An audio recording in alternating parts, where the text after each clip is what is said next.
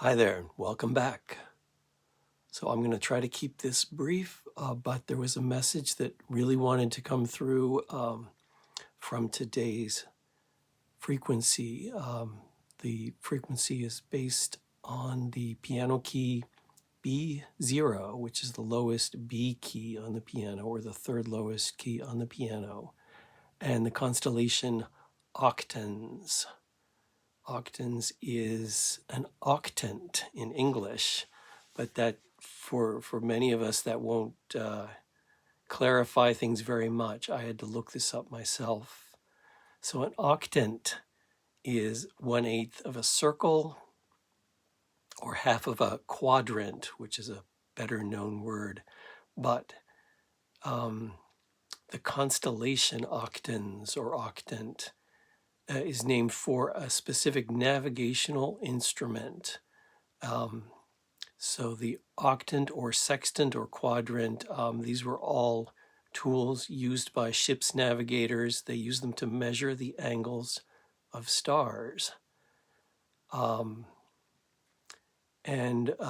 with precise measurements of where the stars were, and then some careful calculations, they could tell where the ship was on a map, which is just an amazing thing for pre-industrial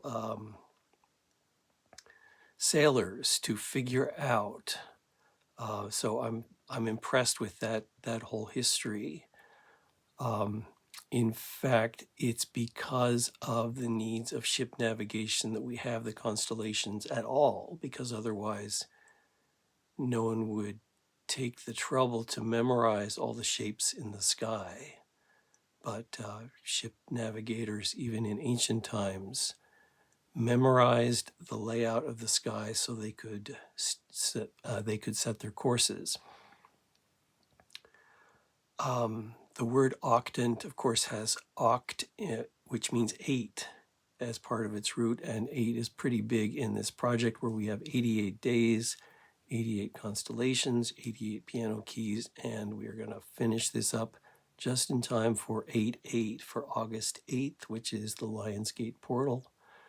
So if you like the number 8, octant is a great constellation for you. Another thing about octant that's unique is it is the southernmost constellation in the sky. It contains the celestial South Pole. And also the word octant sounds so much like octave, which also of course, is based on the number 8. An octave is not even a set of 8 notes. It is, it's hard to explain it without getting technical, but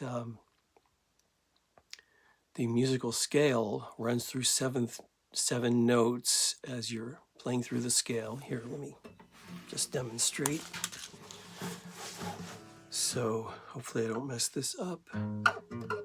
4, 5, 6, 7, 8. So the 8th note is the top of the scale, but then it's the start.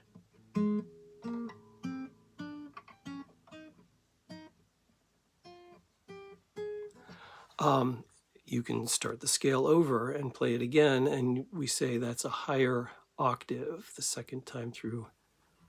So you can play a melody.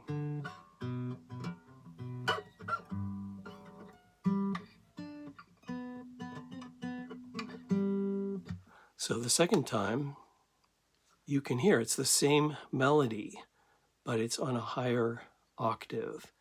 So the reason I took the trouble to demonstrate that is I had this image come to me that I knew I needed to share.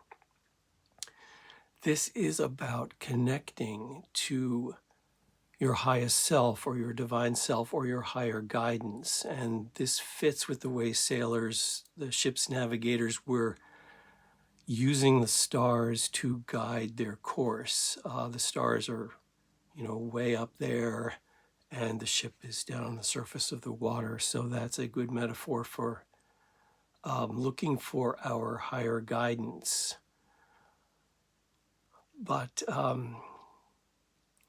but we might mislead ourselves by thinking that it's way up in the sky or in another realm. So what this image that came to me today says,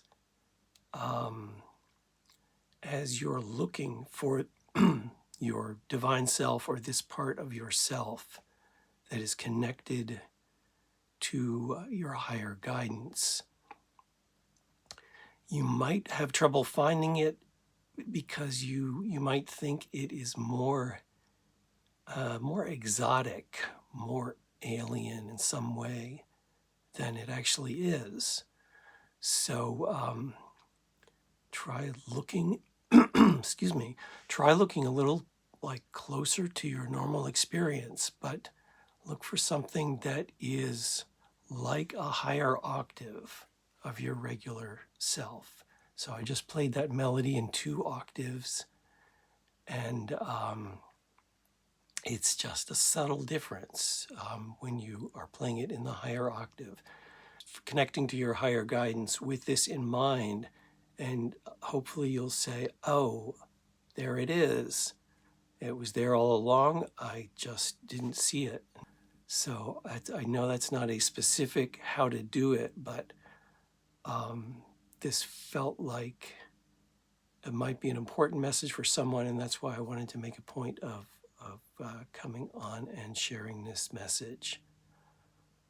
Other thing I noticed is where Octans is the southernmost constellation.